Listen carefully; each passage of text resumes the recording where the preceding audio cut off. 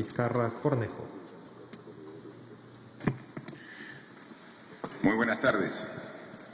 Hoy, al día 13 de abril, día lunes 13, estamos en una reunión de Consejo de Ministros, viendo al día 29 del estado de emergencia cuál es la evolución de los indicadores de esta enfermedad y tomando, como siempre, decisiones buscando que sean las más adecuadas y las más oportunas para enfrentarla de manera adecuada. A inicios de esta reunión, el ministro de Salud con su equipo nos ha presentado unos cuadros donde se grafican cuál es la evolución de la enfermedad desde que, como todos sabemos, el día 6 de marzo, el mes pasado, se dio el primer caso.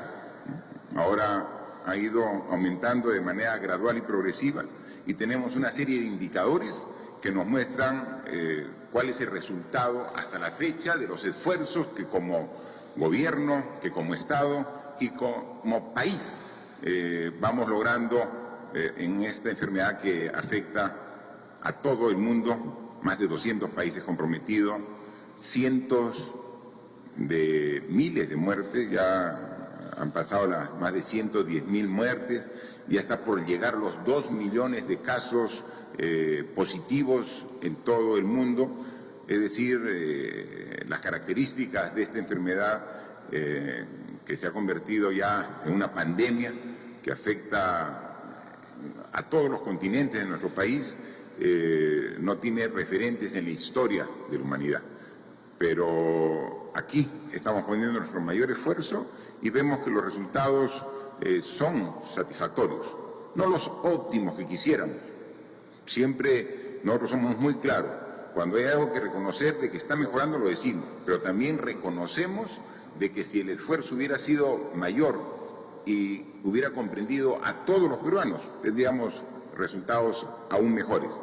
La información que se grafica en 4 láminas que quisiéramos compartir con toda la población se refiere a lo siguiente, sobre los casos nuevos.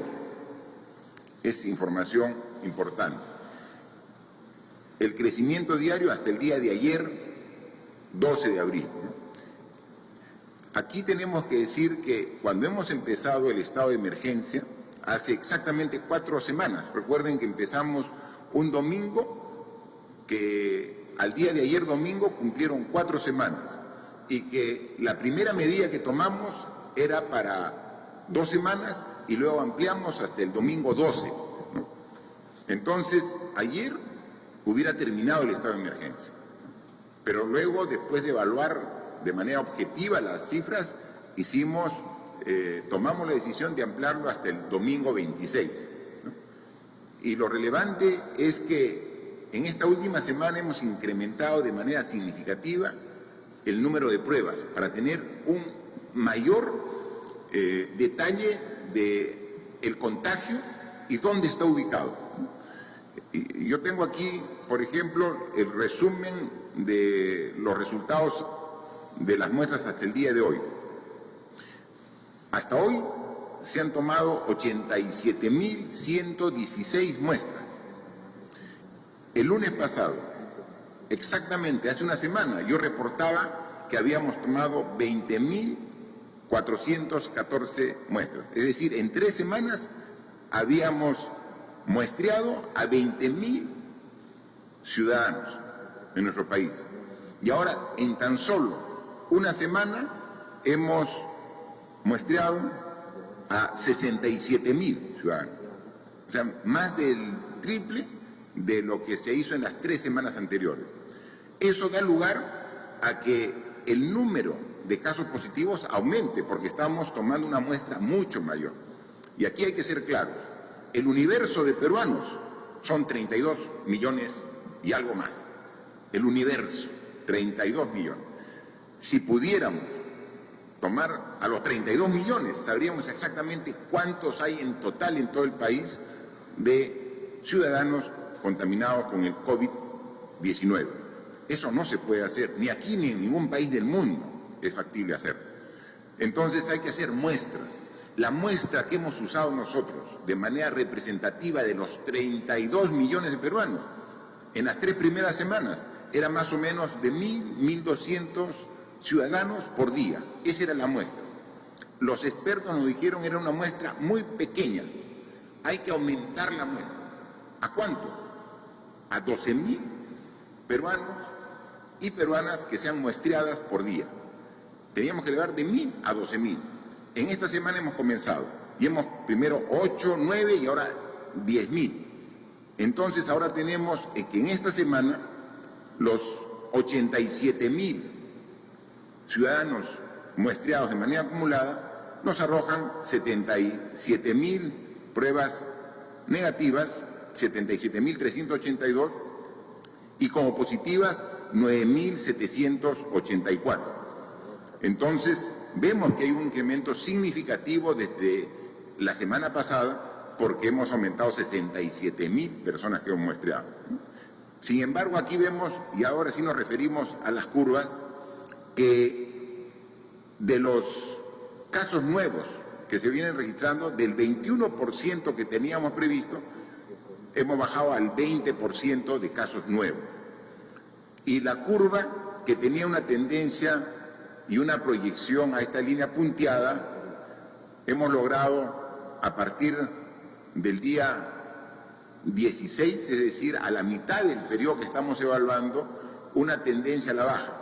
Entonces, a pesar de que el número absoluto de casos positivos ha aumentado por el tamaño de la muestra que estamos usando en la última semana, la tendencia tiende a la baja. ¿Y dónde se nota de manera más clara esa tendencia a la baja? Es en el caso ya específico de hospitalizados. Cuando tuvimos la evaluación hace 2 semanas, teníamos que el incremento diario de hospitalizados crecía por el orden del 22%. El 22% cada día aumentaba los hospitalizados. Ahora, en la evaluación hecha hasta el día de ayer, 12 de abril, y que nos han presentado el equipo de expertos del Ministerio de Salud, ha bajado el crecimiento diario de 22% a 14% de casos de hospitalización de ciudadanos que han sido afectados por el contagio del coronavirus, el COVID-19, pero que ahora ya hay una merma en esta progresión de casos hospitalizados. Si vamos de los hospitalizados, cuando agravan su condición en el hospital, tienen que pasar a la unidad de cuidados intensivos. De igual manera, nosotros teníamos que el crecimiento diario de pacientes que pasaban a cuidados intensivos era de 22%. Hoy, el informe actualizado ha bajado de 22% a 17%. Es decir, que la curva ya comienza a buscar la tendencia de la horizontal. Por eso incluso la nota que nos pone los expertos del Ministerio de Salud es que ya estamos llegando a un posible punto de inflexión. El punto de inflexión es donde la curva rompe la tendencia que tenía trazada. Entonces, y comienza, en vez de ser ascendente, a ponerse ya de carácter horizontal. Los casos UCI han pasado de 22 del primer tramo del estado de emergencia a la culminación de este segundo tramo ha pasado a 17%. Es decir, ha bajado 5 puntos porcentuales. Y también tenemos que decir, por doloroso que sea, cuál es el crecimiento de casos de fallecidos. Porque finalmente lo que queremos evitar con todo este esfuerzo es que las muertes que se originan por el contagio del COVID-19 sea lo menor posible. Evitarlas, por más esfuerzo que haga la ciencia y todos nosotros, es imposible, pero sí disminuir el nivel de afectación que llegue a una complicación de la enfermedad que lleve a cuidados intensivos y que después derive a la muerte del paciente. También ese sí teníamos hace 2 semanas quizás el indicador más preocupante, porque teníamos un indicador de que estaban creciendo en las 2 primeras semanas del primer tramo del estado de emergencia, a pesar de el esfuerzo que hacíamos, en un 29% el crecimiento diario. Y luego, ahora ha disminuido y la tendencia es a 14% el incremento. Esos son valores que tenemos que tener bajo control y que vemos que lo estamos logrando. Entonces, incluso la información de la izquierda es la información propia generada por el Ministerio de Salud, ¿no? Y también tenemos un cuadrito al lado derecho, donde en ese cuadro, ahí vemos ya información con análisis que hacen ya no nosotros, sino diversos países y fuentes de estudio que también comienzan a analizar, ¿no? Precisamente el Centro de Control de Enfermedades, el CDC, nos pone un cuadro donde precisamente ven que la evolución del crecimiento diario de enfermedades pone a Perú en su mejor desempeño comparando diversos países de Europa y de América, ¿no? Ven ustedes el cuadro, ahí países que como España, como Italia, realmente perdieron el control y el crecimiento de las personas fallecidas fue muy drástico. Hay algunas realidades diferentes con otros países, pero nosotros, cuadro que no es de la elaboración nuestra, sino del Centro de Control de Enfermedades, que determina cuál es el nivel de Perú, que tiene precisamente un desempeño que está evitando que el crecimiento en porcentual de las muertes sea como otras realidades, que es lo que queremos evitar, ¿no?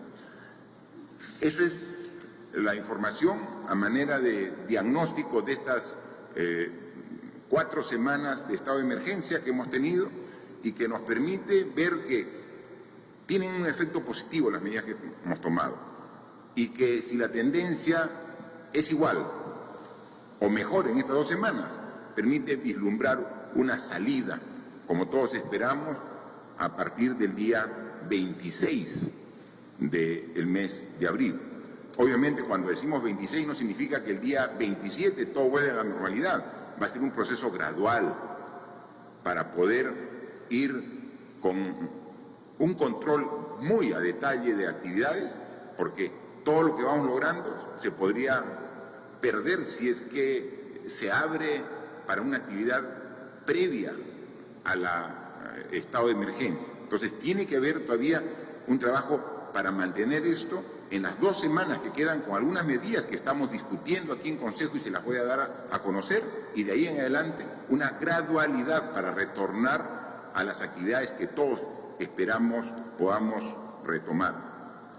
Por eso, complementando, es de que a la fecha tenemos 901 pacientes que se encuentran hospitalizados, de los cuales tenemos 143 pacientes con ventilación mecánica en UCI, cuidados intensivos. Como hemos dicho, ya tenemos dispuesto ahora más de 500 unidades en cuidados listas para recibir a pacientes en cuidados intensivos, y nos hemos puesto como meta todo el sistema de salud duplicar a 1000 puestos de camas debidamente equipadas con su ventilador mecánico para poder atender una cantidad de este tamaño de 1000 personas que puedan requerir cuidados intensivos. Hasta la fecha, el requerimiento es de 143 y, como dicen, la tendencia en la curva ha comenzado a bajar los requerimientos en su tasa porcentual. Y este esfuerzo no solamente es a nivel de Lima, es a nivel nacional. Estamos coordinando con las diferentes regiones para ir mejorando su capacidad de respuesta. Yo he estado personalmente la semana pasada en Tumbes. Han ido equipos del Ejecutivo, del Gobierno, a regiones como Lambayeque, Loreto, Arequipa, Tacna, coordinando estrechamente con las autoridades regionales, locales, para sumar esfuerzos. Como ustedes saben, se ha formado el Comando de Operaciones del COVID-19, que está liderado por la doctora Pilar Mazzetti. Ella misma está viendo y coordinando. Y en cada una de las regiones se está formando también comandos regionales para el COVID-19. No está de más aprovechar los medios de comunicación para pedir a las autoridades locales, a las autoridades regionales, a la población, todo su apoyo para este comando, porque hay que coordinar, articular las decisiones más importantes. Por ahí yo he visto también algún reclamo de algún gobernador regional diciendo de que por qué no es el propio gobernador el que lidera el Comando de Operaciones Regional. Es que esa no es la idea. Aquí quien lidera el Comando Nacional de Operaciones es la doctora Pilar Mazzetti. Si el criterio es que fuera la máxima autoridad, quien debería liderar es el presidente de la República. Pero el Comando Nacional de Operaciones no lo lidera el presidente de la República, porque son operaciones. No lo lidera el premier, no lo lidera el ministro de Salud. O sea, lo lidera una persona operativa con un comando operativo para tomar decisiones de manera permanente y articulada. Entonces, yo tengo la mejor de las relaciones con todos los gobernadores regionales. Yo vengo de la provincia, yo vengo de una región. O sea, sé el sentimiento que tenemos en las regiones. O sea, ¿cómo vamos a tomar decisiones de espaldas a las regiones y a los municipios? De ninguna manera. Menos en una circunstancia como la que estamos, en que todos tenemos que sumar esfuerzo. En consecuencia, cualquier malentendido que pueda haber hay que superarlo.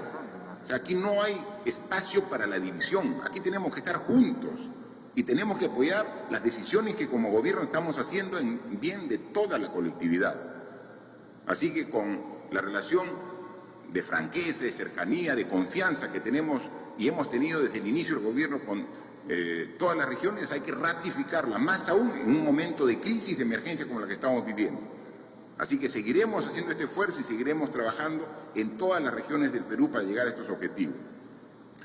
Hay que destacar que cuando hacíamos mención del caso del número de hospitalizados, el número de cuidados intensivos, estamos hablando del porcentaje de la población que ha ido a los hospitales después que ha sido afectado por esta enfermedad. Pero ¿qué dicen los datos de esta enfermedad? Y que ustedes ya los conocen, porque entonces hablamos todos los días y también hablan especialistas a nivel nacional e internacional. ¿Qué cosa se dice? Que del 100% de personas que son contaminadas con el COVID-19, solamente el 15% va al hospital.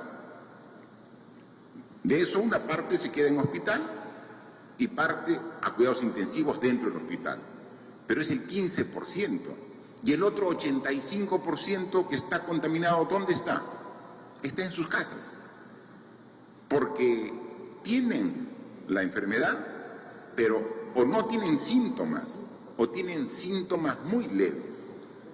Entonces, el esfuerzo que estamos haciendo como gobierno y como Estado es mejorar la capacidad de respuesta para el 15% que va a los hospitales. Lo que estamos tomando hoy como decisión en este Consejo de Ministros, hacer un esfuerzo también mucho mayor para hacer el seguimiento al 85% de personas que tienen la enfermedad pero que están en sus domicilios. Tenemos que llegar a ellos para hacer un mayor control, porque el que está en el hospital está absolutamente independizado y está controlado. Pero tenemos que hacer el mismo control para el 85% de la población que teniendo el COVID-19 está en su domicilio y que si no está cumpliendo estrictamente las indicaciones de aislamiento, comienza primero a contagiar a su propia familia y después puede contagiar a quienes interactúan con él.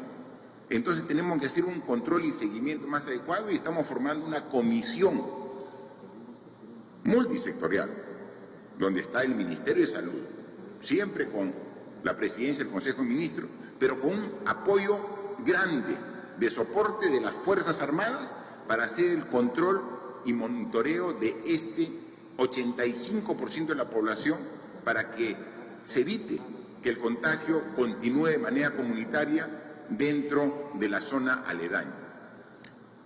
Para ello estamos hoy aprobando un decreto supremo donde se da algunos recursos, se asigna recursos económicos y se da un detalle de las responsabilidades y la forma operativa, cómo va a trabajar este equipo para hacer el seguimiento y junto con ellos evitar de que se propague el mal. Entonces, tenemos un equipo que trabaja con el 85% de la población que no requiere ir al hospital.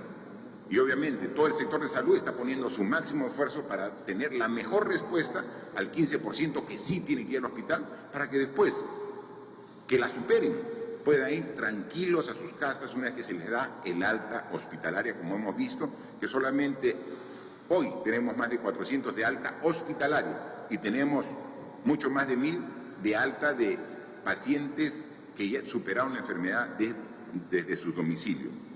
Es sumamente importante ello.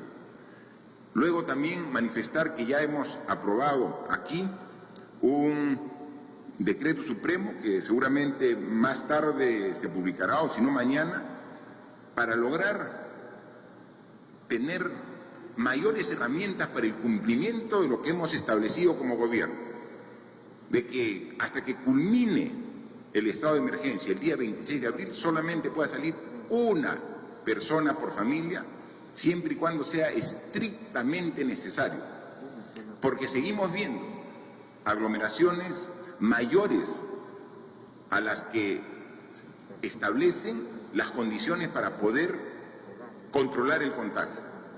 Decimos que puede salir una sola persona y vemos personas que van con sus hijos a hacer las compras o personas que están paseando por un parque en pareja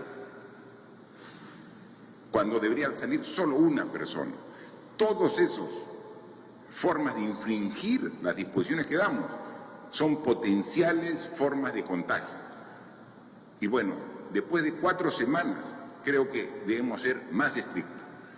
El decreto supremo que hoy estamos aprobando es no solamente ratificar la prohibición de la salida de más de una persona, sino evitar el contacto.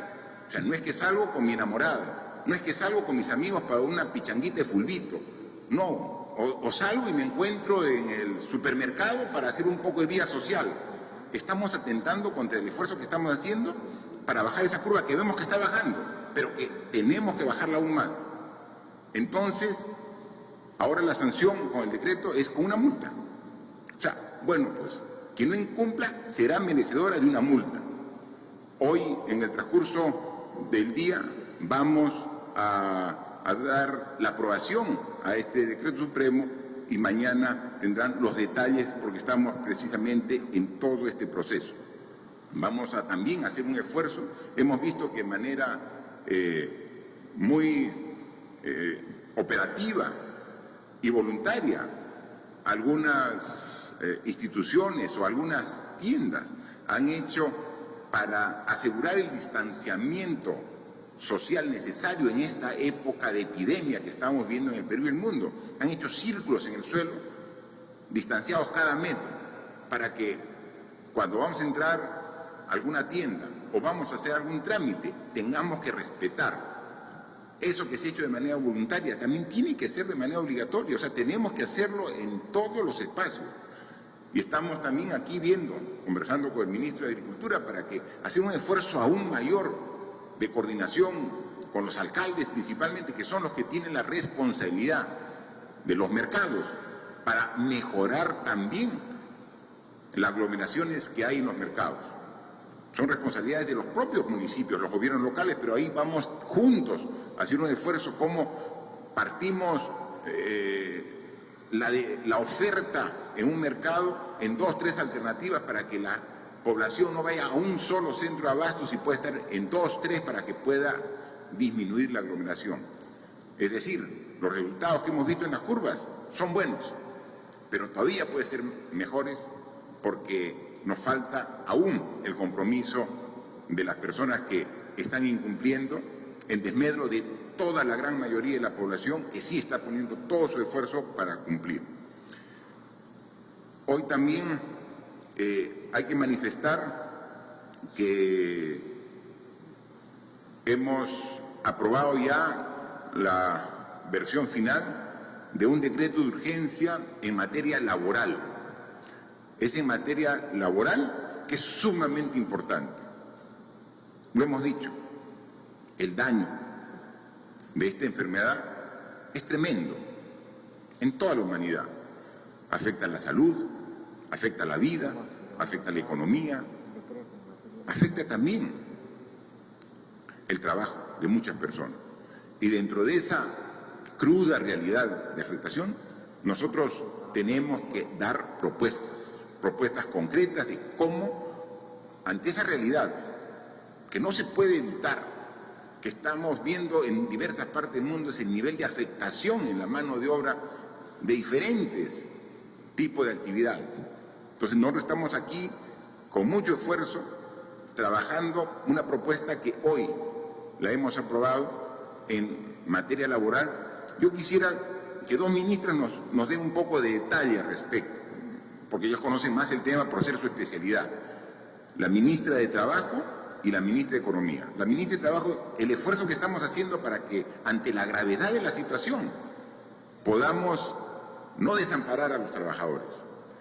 Y la ministra de Economía, para que nos diga esto qué significa en costo para el gobierno, para las arcas del Estado, para atender a esta población que puede estar tranquila ahora con trabajo, pero que entra en una situación de vulnerabilidad como efecto colateral que genera la enfermedad que afecta a todos. Yo pido, por favor, a la ministra Silvia, ministra de Trabajo, que nos dé una explicación de la norma aprobada el día de hoy. Muchas gracias, señor presidente, colegas. Efectivamente, la norma tiene un profundo sentido de equidad. Está pensado en trabajadores que, habiendo agotado con los empleadores la posibilidad de llegar a acuerdos para mantener el empleo a cambio de una remuneración, estos esfuerzos terminan siendo infructuosos. En ese sentido, de manera excepcional, se abre la modalidad de suspensión perfecta de labores.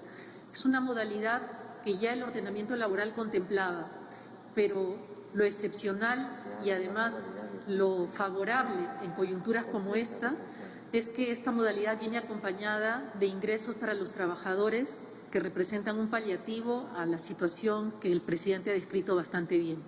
En ese sentido, para todos los trabajadores que pudiesen quedar comprendidos en una situación de suspensión perfecta de labores, se abre la posibilidad de que puedan retirar parte de su compensación por tiempo de servicios. De la misma manera, se abre la posibilidad del retiro de parte de sus fondos de pensiones en el sistema privado, y para aquellos trabajadores que no tienen acceso al pago de la compensación por tiempo de servicio porque su régimen no lo permite, que es el caso claramente del régimen de las microempresas, se crea una prestación económica excepcional de emergencia de protección social. Es una prestación que asciende al orden de 760 soles por mes, previsto para un periodo de 3 meses, que es el periodo que se estima que puede extenderse la emergencia sanitaria, y además tiene como criterio para aplicar que los trabajadores no superen ingresos del orden de los 2.400 soles. En líneas generales, presidente, estas medidas son las que acompañan a una decisión que, siendo seria, no desprotege a los trabajadores, como tampoco el Ministerio de Trabajo, que garantiza acompañar este proceso de verificación de las suspensiones perfectas con criterio de equidad y de justicia. Gracias, presidente. No, gracias, ministra. Este es un gran esfuerzo. Seguramente cuando podamos controlar el nivel de contagio de esta enfermedad y gradualmente recobremos una relativa normalidad, porque la normalidad conocida como la situación previa a esta epidemia no la vamos a retomar.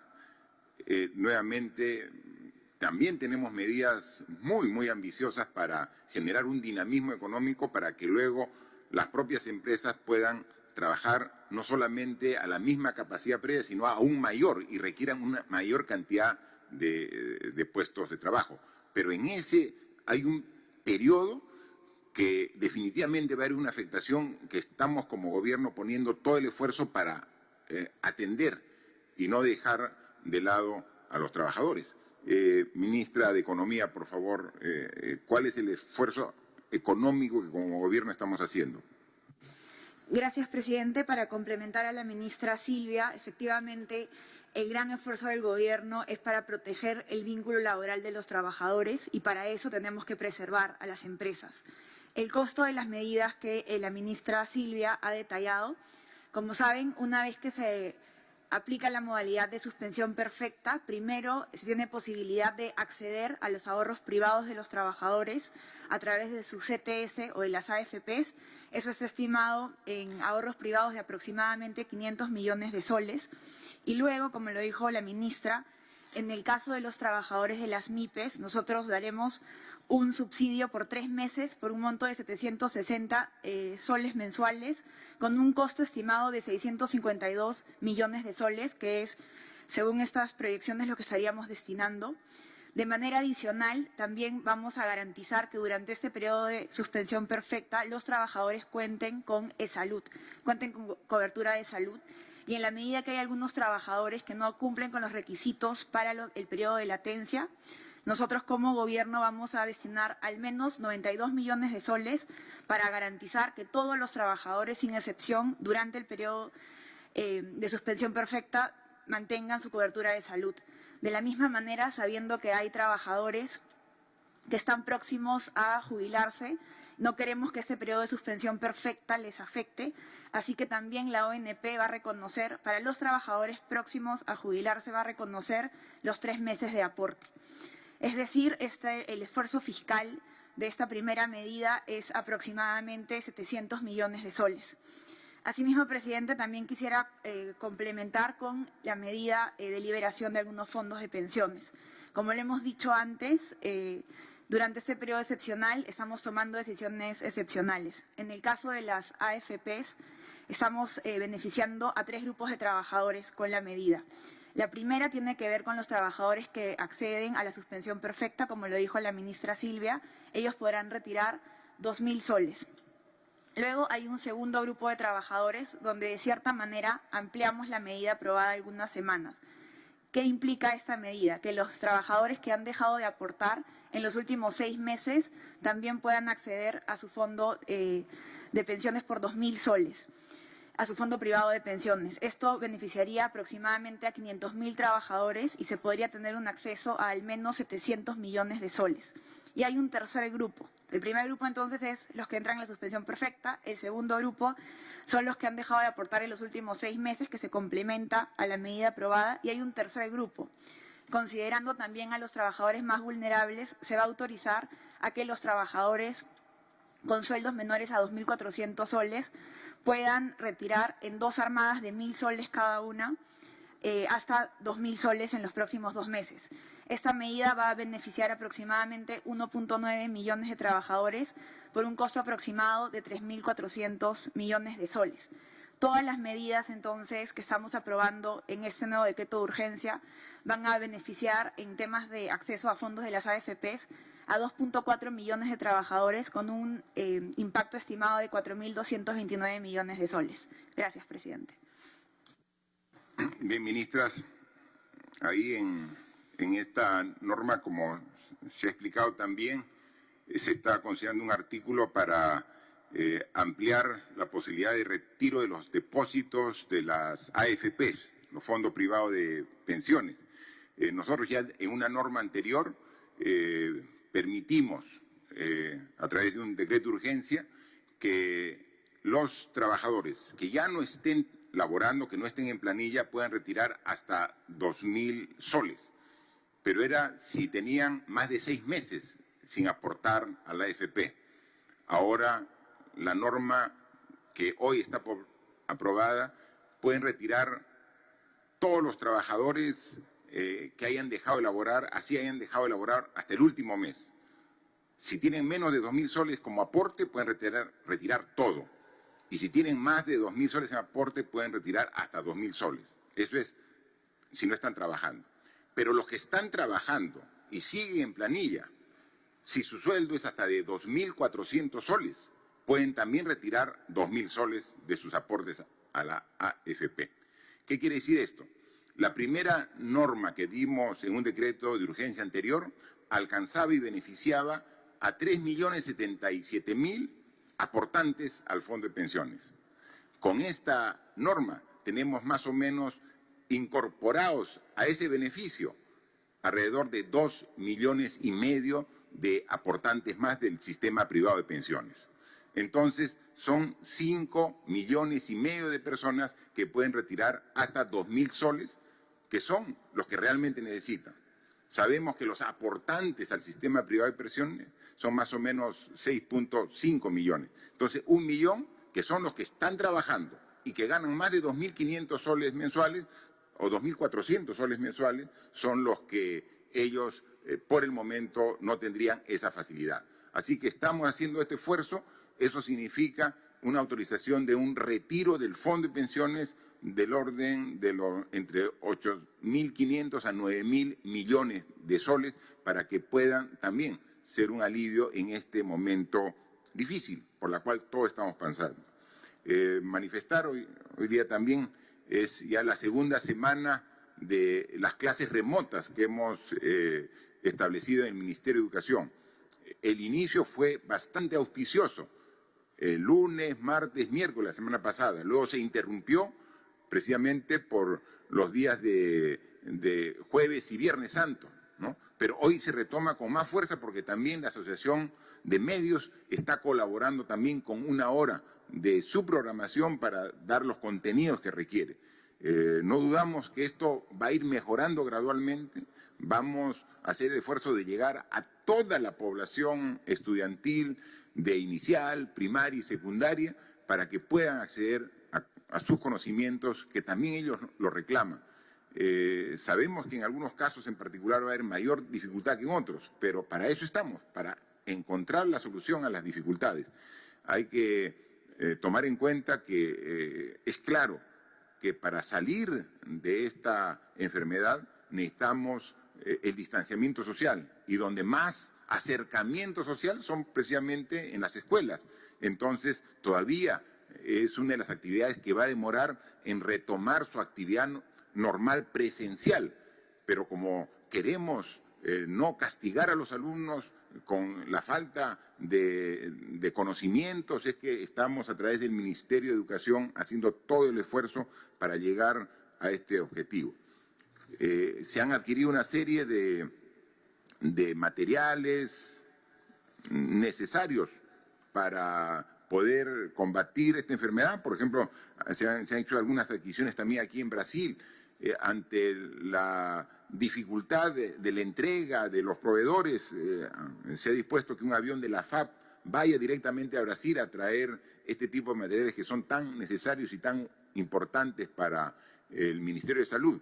Hay una adquisición importante que se ha hecho también de materiales de equipos de protección para el personal, más pruebas para tener una mayor cantidad de muestras a nivel nacional que están en China y que hubo algunas dificultades la semana anterior, pero comentan que ya para el día de mañana está superada y estamos también reabasteciendo, que es necesario, porque los materiales se van acabando y entonces necesitamos reponer los stocks para poder atender como es conveniente y como corresponde, ¿no?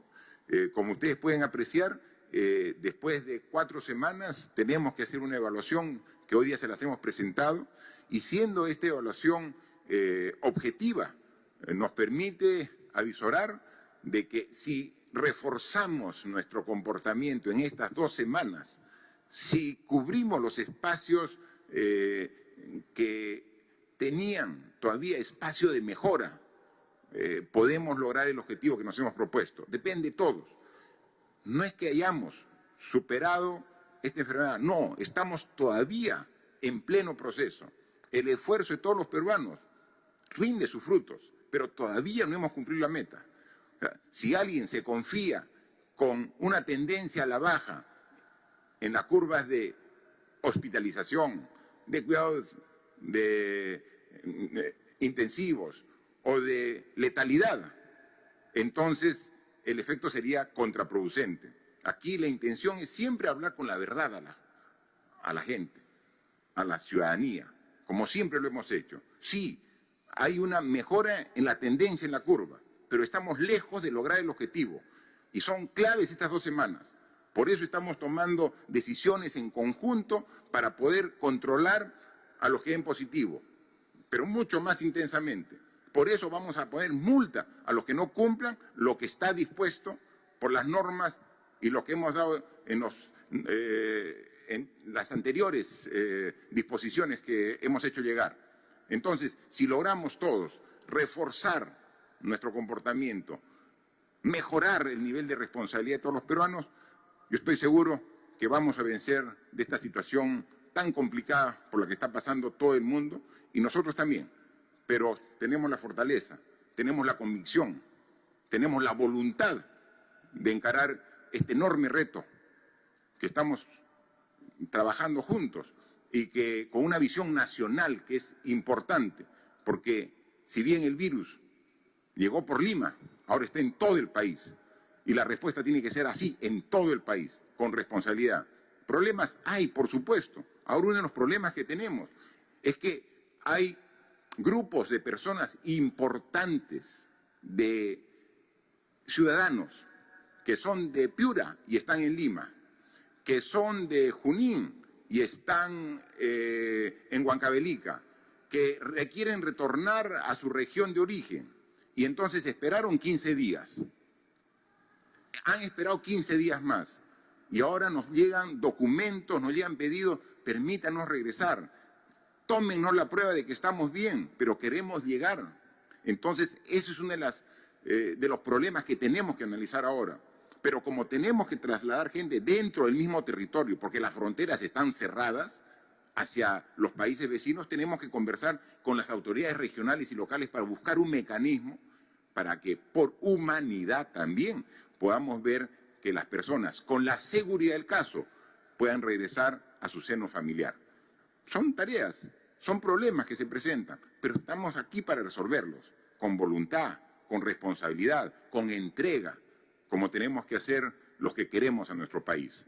Ahora dejamos a las preguntas que los medios de comunicación hayan tenido a bien elaborar. Gracias, señor presidente. Iniciamos entonces la ronda de preguntas virtuales. La primera pregunta es de Radio Onda Azul de Puno. La pregunta dice, se anunció desde el Ministerio de Educación destinar un presupuesto de 7 millones de soles para la educación virtual. ¿Ese dinero será transferido a las direcciones regionales de educación y UGEL o será centralizado en Lima, ya que las zonas rurales necesitan ser atendidas como las zonas urbanas en el tema de educación a distancia? Sí, por favor, ministro de Educación. Muchas gracias, presidente. Me quería sumar, si me permite, rápidamente a la evaluación de esta primera semana que hemos tenido de la estrategia Aprendo en Casa. Y quería, en primer lugar, agradecer a todo el país, en realidad, a toda la sociedad, por haber respondido tan favorablemente a esta iniciativa. Son muchos los desafíos que tenemos que resolver, sobre todo, en particular, en relación al acceso de los estudiantes de las zonas más remotas y con mayores dificultades de conectividad, pero estamos viendo todos los esfuerzos para poder resolver ese problema lo más pronto posible. Quería también nuevamente agradecer a los niños, niñas y adolescentes del país, que nos están dando un ejemplo nuevamente de ciudadanía, en primer lugar, aceptando, digamos, esta situación de confinamiento, pero en segundo lugar también demostrando una motivación muy grande para poder ejercer su derecho a educarse, ¿no? Las fotos que hemos recibido, los videos que hemos recibido de cómo los niños y adolescentes se están comprometiendo con esta iniciativa son muy motivadores para seguir adelante. Y también ciertamente agradecer a los profesores que están adaptándose, que están tratando de resolver las situaciones difíciles que se le presentan, sobre todo aquellos que están en zonas rurales y donde hay más dificultad para la conectividad. Y también a los padres y madres de familia, siempre dándoles el mensaje que le den tranquilidad a sus hijos, sus hijas, que confíen en sus docentes, que sepan que hay entidades supervisoras que van a estar también acompañando la calidad de los servicios educativos, sobre todo en el ámbito privado. Una manera de haber podido empezar de manera favorable, una de las razones, perdón, de haber podido empezar todo este proceso de manera favorable, positiva, es la articulación que hemos tenido con los gobiernos regionales y las direcciones regionales de educación. La mitad del presupuesto del sector se transfiere a las regiones. Las regiones tienen un compromiso importante en la implementación de todas nuestras actividades. Del presupuesto regular, las regiones pueden identificar al día de hoy ya algunos recursos para que puedan usarse libremente en la estrategia Aprendo en Casa, siempre cumpliendo con las reglas de presupuesto público. En el caso de Puno, por ejemplo, de su presupuesto regular, aproximadamente tienen 3 a 3.5 millones de soles que podrían reorientarlos a las actividades vinculadas a Aprendo en Casa. Aparte de eso, a fines de abril se van a transferir aproximadamente 19 millones de soles a las regiones vinculadas al tema de los compromisos por desempeño. De ese monto, el 70% tiene que ver con las actividades que se tienen que dar para la limpieza de las instituciones educativas, y un 30% de ese monto puede efectivamente utilizarse para actividades como Aprendo en Casa. En el caso de Puno en particular, aproximadamente tendrían 1 millón de soles para su presupuesto vinculado a actividades que no están contempladas en las actividades regulares y que pueden reorientarse a actividades como Aprendo en Casa, ¿no? En ese sentido, sí estamos atentos a que las regiones puedan implementar actividades. Un ejemplo de lo que lo vienen haciendo es que nosotros iniciamos nuestro trabajo con 350 radios regionales y al día de hoy son aproximadamente ya 1000 radios regionales, buena parte de ellas gracias al compromiso de las regiones de haber comprometido a estas radios en la implementación de la estrategia Aprendo en Casa.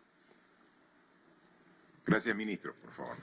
La siguiente pregunta es del diario Perú 21. La pregunta es, ¿el gobierno tiene voceros? Los únicos voceros son el presidente y sus ministros, porque Farid Matuk, asesor del Comando COVID-19, ha dado declaraciones alarmistas durante la Semana Santa.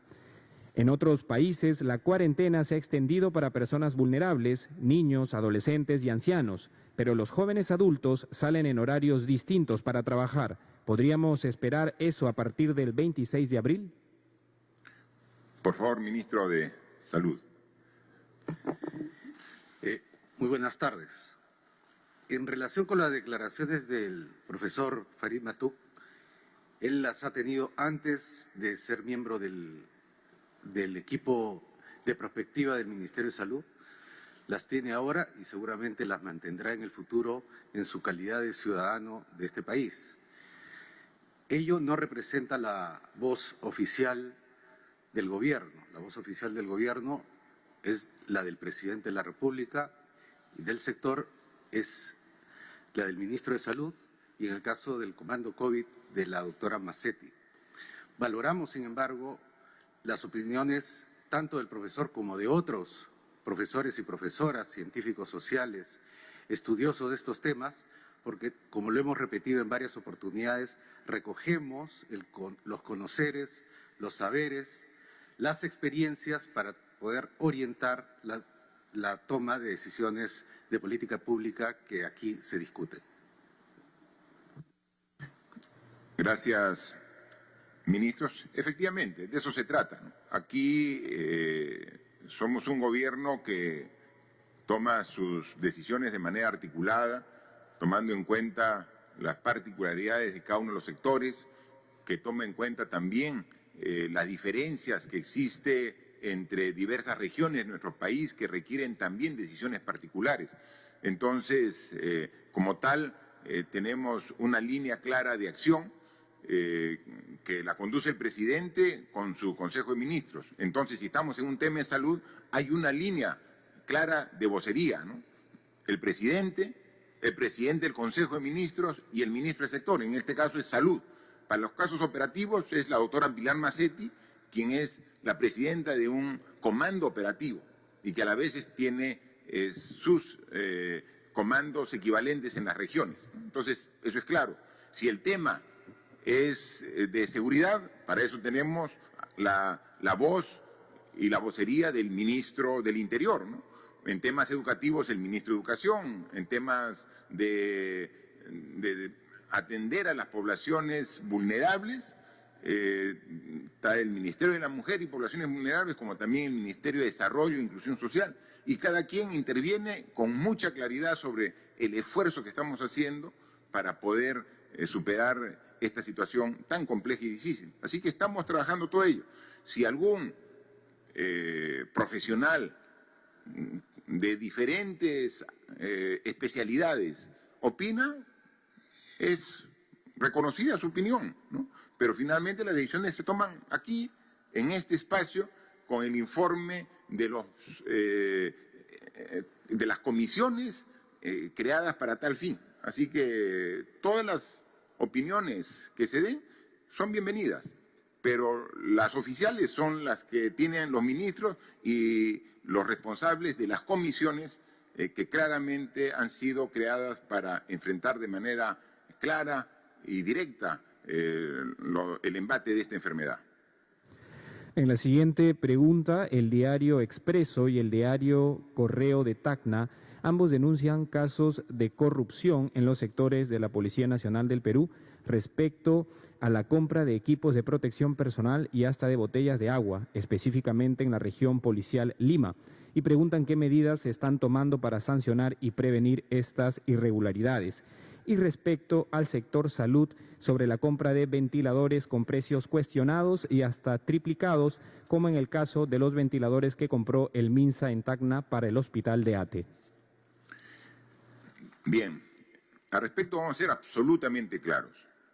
Este es un gobierno que desde el inicio luchó contra la corrupción.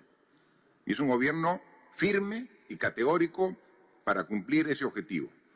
Si encontramos en cualquiera de los procedimientos que estamos estableciendo para poder enfrentar de manera adecuada el coronavirus algún tema de corrupción, vamos a ser los primeros en castigar ejemplarmente a los responsables.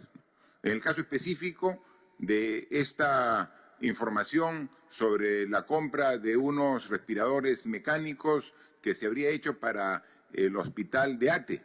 Obviamente el hospital de Ate requiere, para poder ampliar su capacidad de atención, mayor cantidad de respiradores mecánicos, ¿no? Pero inmediatamente, hoy temprano, le hice la consulta al ministro y entonces me dijo que era un proceso de compra que estaba en progreso y que efectivamente se había visto estas irregularidades. Para empezar, que era una empresa que ya los tenía asignados para un hospital en Tacna y que luego los había recuperado para venderlo a mayor precio ante la demanda y necesidad. Eso no puede ser. O sea, ese tipo de empresas donde incluso hay peruanos que laboran en ella, en un momento de emergencia, de crisis. O sea, eso puede ser tratar de jugar y tener una sobreganancia, sobreutilidad en estas condiciones. Es imperdonable.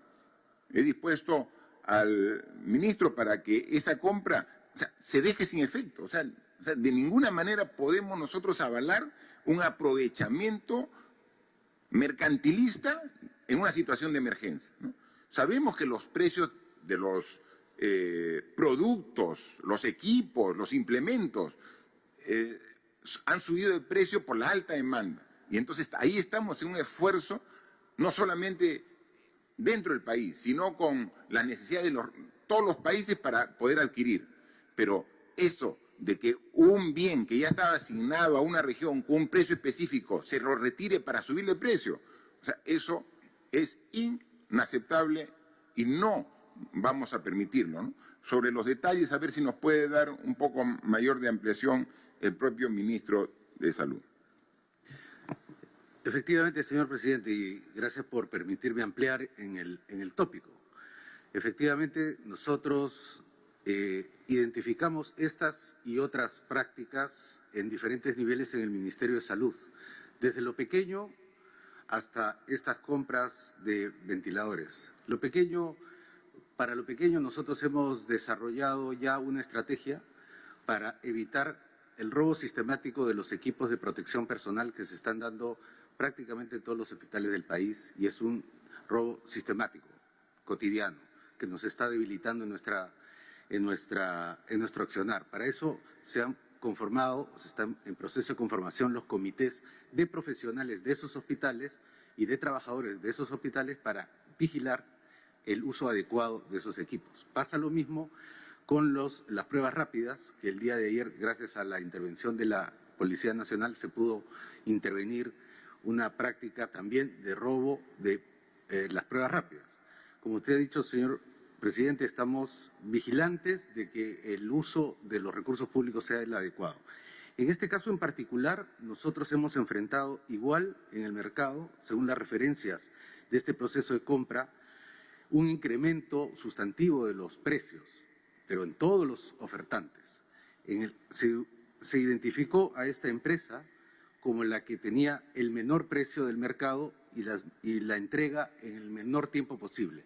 Como lo he explicado en este escenario, nosotros también calificamos muy alto la oportunidad porque la violencia de esta pandemia así lo amerita.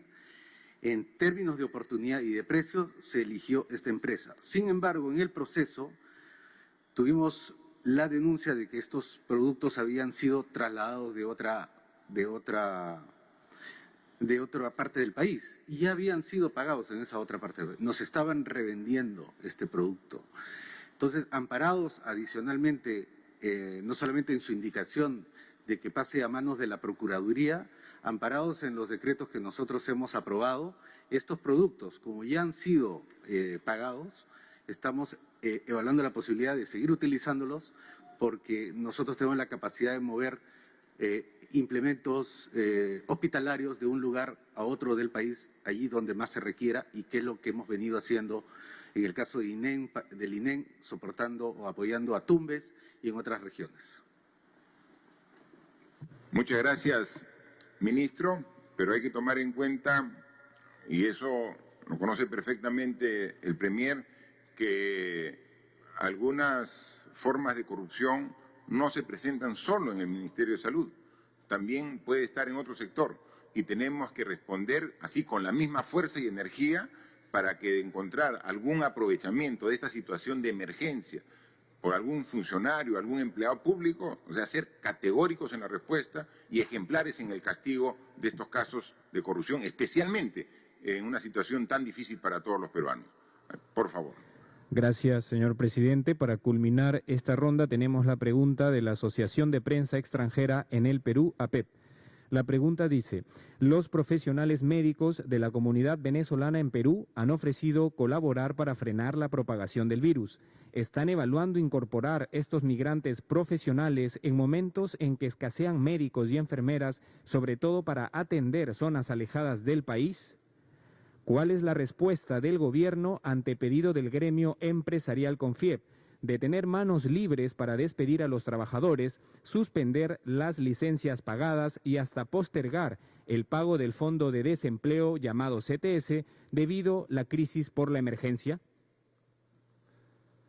Bien, pero la pregunta anterior hablaba de una denuncia en el Ministerio de Salud, pero también había otra denuncia en el Ministerio del Interior, ¿no? Entonces, decimos, estos espacios no pueden dejar ningún lugar a duda. Entonces, también yo le pido al Ministro del Interior sobre las acciones del sector para precisamente ser absolutamente transparente en el uso de los recursos públicos. Por favor, Ministro Morán. Muchas gracias, presidente. Efectivamente, tuvimos conocimiento a través de un programa de televisión de una denuncia que se habían hecho compras irregulares en la Dirección de Administración de la Policía Nacional. La primera compra fue anulada. En la segunda compra, el proveedor entregó los bienes, pero al observarse irregularidades en la calidad del bien, este pago ha sido suspendido. En otras palabras, no ha habido perjuicio para el Estado, pero aún así se ha dispuesto la separación de todos los involucrados y para que intervenga la Contraloría General de la República. Para prevenir estos actos, presidente, me he puesto en contacto con la ministra de Producción y a partir de la fecha, la Oficina General de Administración del Ministerio del Interior va a centralizar todas estas compras para así evitar que cuando se diseminen compras pequeñas se generen espacios para procesos dudosos. Por otro lado, las empresas textiles de reconocida trayectoria se van a encargar de hacer las mascarillas para el personal policial cumpliendo las explicaciones técnicas del Ministerio de Salud. Y en segundo lugar, antes de venir al Consejo de Ministros, he tenido una reunión con el señor Contralor General de la República y le he pedido formalmente que audite todas las compras que ha hecho la Policía Nacional durante este periodo de emergencia, para que trabaje en forma imparcial, objetiva e irrestricta. Y si encuentra observaciones en el comportamiento de funcionarios o indicios dolosos, que proceda a la denuncia correspondiente. Y en tercer lugar, presidente, se ha publicado, nosotros somos respetuosos de la prensa, de su labor informativa, de su labor de denuncia, pero en esta guerra hay dos enemigos, y usted lo ha dicho muy bien, la desinformación y el pánico. Hemos tenido conocimiento por la carátula de un medio impreso hoy día, de una información que no tiene un origen de verdad, una nota de inteligencia que no es verdad. Y por esa razón, yo lamento mucho que con esta actitud se desprestigie la labor de la Policía Nacional. Aún así, y repito, presidente, un eje fundamental de la política de gobierno es la lucha contra la corrupción y la impunidad. En ese sentido, todas las compras de la Policía Nacional van a ser auditadas por la Contraloría General de la República, y al respecto también está interviniendo la Fiscalía Anticorrupción y el Fuero Privativo Militar Policial para que inicie las investigaciones y sancione ejemplarmente a los presuntos responsables. Gracias, ministro. Por eso es que insistimos tanto en el control concurrente o simultáneo de la Contraloría General de la República. Pedimos facultades legislativas al nuevo Congreso y no nos las dio. Inmediatamente presentamos un proyecto de ley en el mismo sentido y finalmente fue aprobado. Ya está vigente la ley del control concurrente y simultáneo en este periodo del estado de emergencia. Ya el primer requerimiento fue del orden de 10 millones de soles por parte de la Contraloría para poder cumplir con su objetivo. Ya salió la transferencia y se le ha dado los 10 millones de soles para que la Contraloría pueda desplegar toda su capacidad de control y fiscalización de todo lo que estamos haciendo. No solo nosotros, sino también los gobiernos locales que, por ejemplo, tienen la labor del reparto de las canastas de alimentos de primera necesidad que hemos dispuesto para las personas más vulnerables. Me informa la ministra de Economía que ya hay un segundo requerimiento de transferencia presupuestal por parte de la Contraloría. Todo el apoyo, porque obviamente queremos ojos que vean todo lo que se hace, porque tenemos que responder con celeridad ante una emergencia de este tipo, pero también con mucha honestidad y transparencia, que es uno de los requisitos que hemos puesto para cada una de las acciones que hacen cada uno de los ministerios. La pregunta de la Asociación de la Prensa Extranjera era sobre profesionales médicos de otras nacionalidades. Por favor, ministro de Salud. Gracias, señor presidente. Como ustedes saben, uno de los recursos más valiosos para enfrentar esta epidemia es el recurso humano. Y en recurso humano nosotros hemos tomado una serie de medidas tanto en el área laboral, en el área de bienestar, también en el área de la seguridad. Sin embargo, hemos visto mermada la cantidad de recursos humanos que tenemos disponibles en los hospitales y los centros de salud, debido a que también en el área de protección hemos decidido que los profesionales y los técnicos mayores de 60 años o con alguna dolencia que ponga en riesgo su salud, se retiren de este riesgo. Esto, por supuesto, nos ha reducido importantemente el número de profesionales y técnicos en nuestros establecimientos. Nosotros estamos reclutando profesionales de otras nacionalidades que cumplan estrictamente los requisitos de ley establecidos en nuestro país, tanto en materia de la colegiación como en materia de su certificación a través de SUNEDU. Cumplidos los requisitos, pueden trabajar en nuestro sistema que requiere tanto de estos profesionales en este momento. Muchas gracias. Muchas gracias, ministro. La otra era sobre el tema también laboral. Por favor, la ministra de Trabajo, Silvia, responde esa pregunta. Sí, gracias, presidente. Ha sido parcialmente respondida en la primera parte. La propuesta de gobierno es intentar todo tipo de acuerdo para preservar empleos e ingresos de los trabajadores. Por eso se descarta de plano cualquier fórmula que facilite o haga de los ceses colectivos una aprobación automática, porque eso va a contracorriente justamente el esfuerzo del conjunto de medidas económicas y laborales que estamos aprobando. Con relación a la suspensión perfecta, hemos dicho, se está contemplando como una figura excepcional, viene acompañada de un conjunto de medidas que van a garantizar ingresos a los trabajadores, en particular a los más vulnerables, así como la importante prestación de servicios de salud que durante ese tiempo, el tiempo que dure la suspensión perfecta, pueden requerir tanto los trabajadores como sus familias. Así que es un compromiso y una apuesta del Estado por mitigar los efectos en esta crisis sanitaria, presidente. Gracias.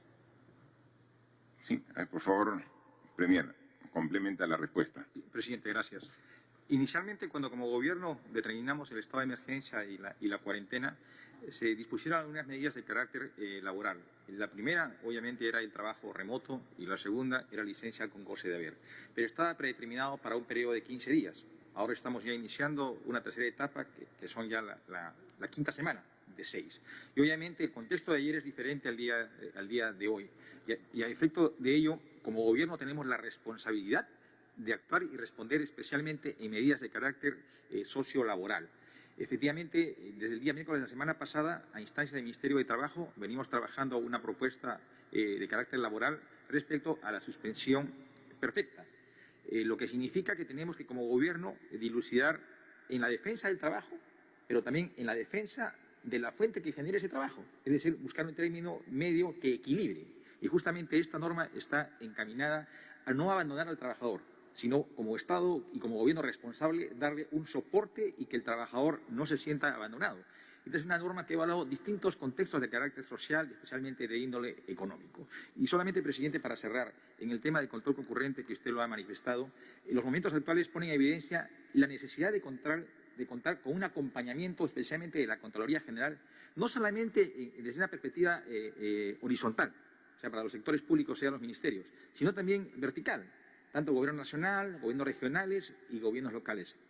Hoy día se pone en evidencia de la necesidad de este acompañamiento. Sin embargo, como gobierno debemos ratificar una posición firme, clara y contundente de ayer, de hoy y de siempre. Una lucha frontal contra la corrupción, y no solamente en la denuncia, sino también que esto pueda materializarse en las sanciones correspondientes. A efecto de ello, presidente, estamos implementando para esta semana toda una plataforma donde se están transparentando todos los recursos económicos que están siendo destinados en estas circunstancias de emergencia en las cuales se encuentra el Perú. Es decir, montos por programas, por proyectos, contratos, al detalle, para no solamente una perspectiva de transparentar la gestión económica, sino también para que todos los ciudadanos puedan auditar, puedan fiscalizar de cómo se vienen haciendo uso de estos recursos públicos. Muchas gracias, Premier, muchas gracias, ministros, ministras que han intervenido. Esta es la forma como venimos trabajando de manera articulada, con mucho esfuerzo, mucho esfuerzo. Aquí el reto es muy grande y tenemos todos que trabajar con toda nuestra energía para poder vencer esta enfermedad que, si no la enfrentamos juntos, no vamos a tener los resultados esperados. Estamos en un camino que nos permite avisorar un buen resultado si estas 2 semanas todos hacemos el esfuerzo adicional que hemos demandado desde el inicio. Somos conscientes de que la mayoría de la población ha tenido una actitud responsable, ha tenido una actitud solidaria para comportarse de manera adecuada, respetando las indicaciones que hemos dado como gobierno. Ha habido también parte de la población, felizmente, en una cantidad, en un porcentaje menor que no lo ha hecho. A ellos va nuevamente el llamado, no solamente por la multa a la cual van a tener que asumir en caso incumplan, sino por un tema de responsabilidad y solidaridad con todos los peruanos. No esperemos pasar por experiencias que vemos en otras realidades. Esto no va a ocurrir aquí en el Perú, porque vamos a comportarnos de manera adecuada, porque todos juntos vamos a actuar de manera solidaria, pensando en cuidar a mí, a mi familia, pero también a todos los peruanos. Depende de nosotros. Son cosas simples las que hemos pedido. Higiene, lavado de manos. Si salimos a la calle fuera de nuestro domicilio, tenemos que tener mascarilla. Mantengamos la distancia social. 1 metro por lo menos de diferencia con los que circulan alrededor de mí. Y lo más importante, solamente sale una persona de la casa en caso sea estrictamente necesario. ¿Es tan difícil cumplir esas indicaciones tan simples? Del cumplimiento de esas 4 indicaciones simples depende la vida y la salud de muchos peruanos. Quizás no de uno mismo, pero sí de nuestro familiar, de nuestro vecino, de nuestro compañero de labores. Hagamos todos que este esfuerzo valga la pena. Depende de nosotros el vencer esta enfermedad. Vamos por buen camino, pero falta todavía mucho. Esforcémonos hasta el final. Muchas gracias.